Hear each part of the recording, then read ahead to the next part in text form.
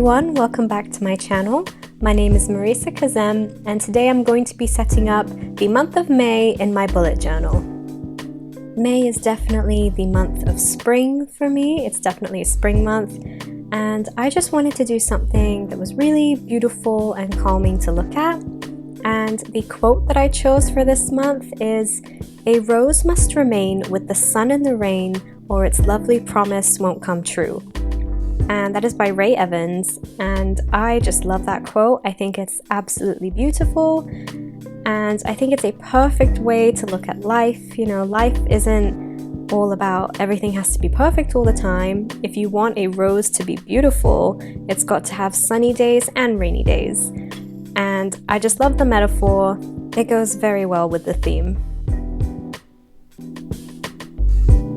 When thinking about the theme for May, I wasn't really sure what I should do, but the reason I mainly went for this color palette is just because purple is my favorite color, and May just really reminds me of pink and purple. I'm not sure what it is, it's just a very pink and purple month to me, so that's why I wanted to do this. I feel like in a way this kind of looks like a Valentine's Day theme, but it's really not, it's just a cute little theme that I wanted to do. For Valentine's Day, I really wasn't in the mood to do a Valentine's Day theme, so I guess this kind of makes up for it. But it can definitely be for any month of the year. I just really loved it for May. And I wasn't sure initially how I wanted to do the roses. I was thinking of using gouache paint and painting roses in, but I'm a student and I don't have time for that at the moment. And I didn't want something that was going to require a lot of detailed work. And then I realized, what if I just did the outline of roses? And then that way it's not too much color or, you know, too much being blocked in. There's still a lot of white space in there, but I still get the beautiful colors. And so I decided to use the Archer & Olive acrylograph pens in the smaller nib size. These are different pens from different packs. I will leave them in the description box below. And this is not sponsored, by the way. I just really love these pens and I thought I would use them for this, and it worked out really well. One thing that I love about these pens is that they completely cover up pencil lines, at least for the most part. You can do like 1 or 2 layers and it will cover up the pencil so you don't have to erase it. Whereas if you go in with a regular marker, you can normally see the pencil lines underneath, and I didn't want that, and I didn't want to spend a lot of time erasing pencil lines either. So these pens came in handy, and they're such beautiful bold colors, and I thought they all went really well together.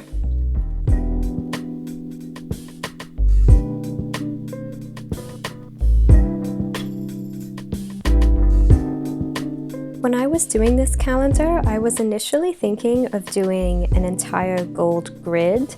That's why you can see the vertical lines in there. But then after I had numbered everything, I just thought it would look a lot cleaner if I just had the horizontal gold lines. And so that's why I'm going in right now, erasing it all. And I love how it looks. I've never done a calendar like that where I've not separated them vertically, and I just love how it came out. It looks really cute to me.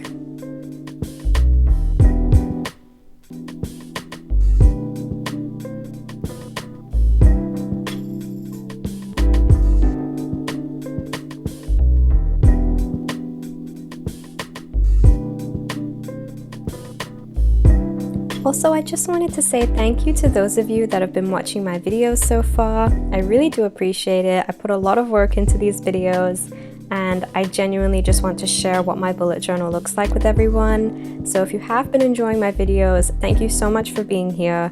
I really do appreciate it.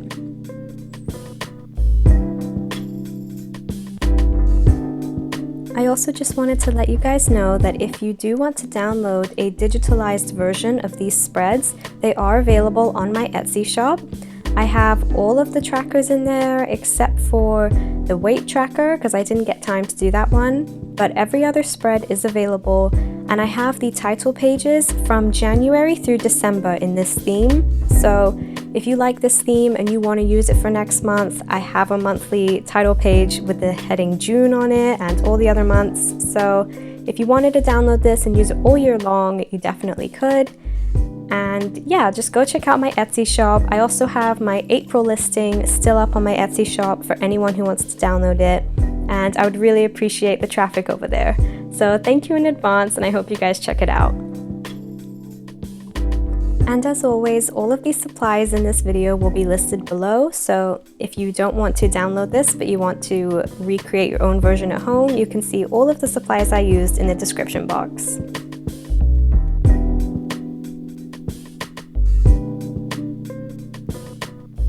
So I thought I'd just go in a little more depth of why I chose this theme, or not necessarily this theme, but this color palette. So for those of you who are new here, my dad passed away in February from COVID, and it's obviously been a very difficult time for me, and bullet journaling has been a way that I can escape and have fun with it, and also track my habits and just keep track of my life, and I'm really enjoying it. But for January, February, March, and April, my themes were all very neutral colors, I would say. January, I did like a coffee theme, so you can imagine just browns and beige tones. For February, I did a Greek statue theme with some flowers, so that was a lot of gray, pink, and green, but very muted tones. And then for March, I did a lion theme for my dad's birthday, so you know, lions are like beige. And then for April, I did a very muted blue theme for these books and plants. And for this month, I just felt like, you know what, I need a burst of color. It's been a very, you know, sad time for me, very hard to adjust to this new life without my dad. And I just needed a really bright, cheerful theme for this month. I wanted something really girly and really cute and just so colorful.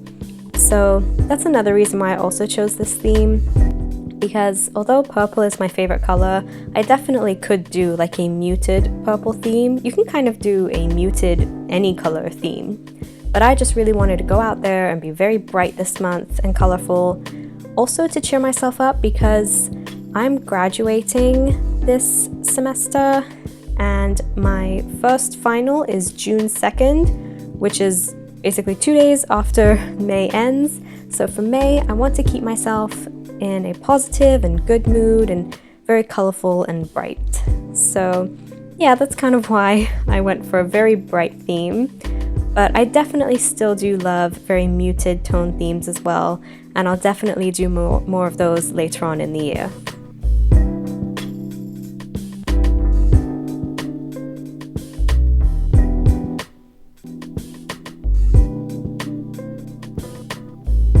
Also, I just wanted to say one thing that I don't like about these acrylograph pens is that they don't work very well when you're using a ruler. If you notice the first habit tracker box, I used a ruler, but for some reason the ink doesn't come out very well. Well, I guess it's not really ink, it's paint. But the paint doesn't come out very well when you're using it against a ruler, and so I just decided to freehand the boxes. So that's why they look a little bit wonky, but I was trying to get this done in time. It was late at night and I did not feel like spending ages with the ruler.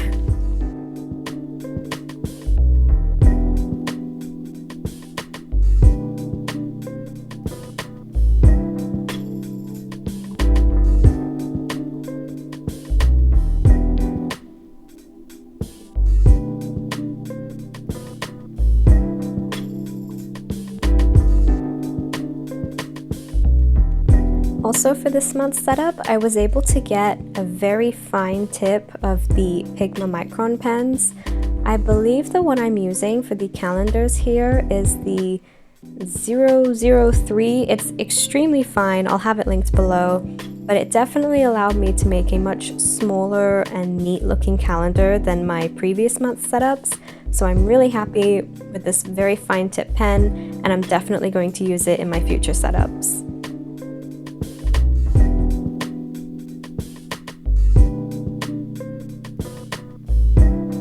Now I know some people may think an entire page dedicated to a weight tracker is a bit extreme for tracking your weight, but the main reason why I put it on a 2-page spread is because I love to be able to draw it as a graph, like a line graph, and I don't want to cram that onto one page. But another thing, I'm not tracking my weight because I care so much about what the number is. I'm tracking my weight because my weight can fluctuate very rapidly, especially depending on my mood and my habits. And right now I'm grieving my dad. It's definitely not over.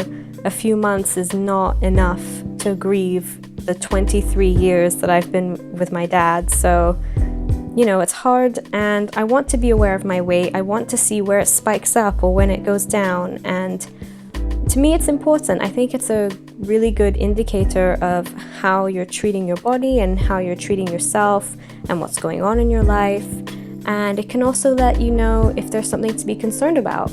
If you're perhaps doing a repeated behavior that you don't realize is unhealthy or that's affecting your weight, and then when you see your weight spike up, you're thinking, oh, what happened? And you go look back at all your habits and you realize what it was that was affecting your weight, and you can control it before it gets out of hand. So I'm not just tracking my weight because, you know, I want to lose weight. It's more about just overall health and keeping an eye on everything.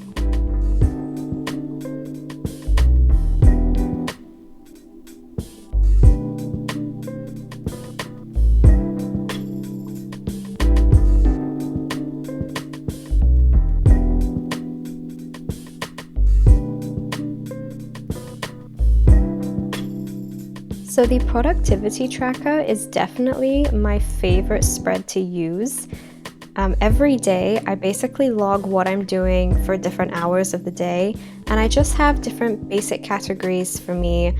They're relaxing, sleeping, being productive, and studying. And obviously these will change over time. Since I'm graduating this year, studying will no longer be on there after June, but I love just tracking my hours in the day and seeing how well I do at being productive or how much I'm relaxing. And then I can also track my sleep too. I know a lot of people like to track their sleep, and I do have an app on my phone with my Apple Watch, and I can properly see detailed things of my sleep. But what I want to know is how my sleep affects the rest of my day. So for me, that's why the productivity tracker is a lot more helpful than just a sleep tracker. I can literally see at what points of the day I was productive, when I wasn't, and some days I can see if I slept at this time, how much did I get done and how much did I relax. And for me, I just love it. It's so much fun just to highlight it every day, and yeah, I just find it to be really helpful.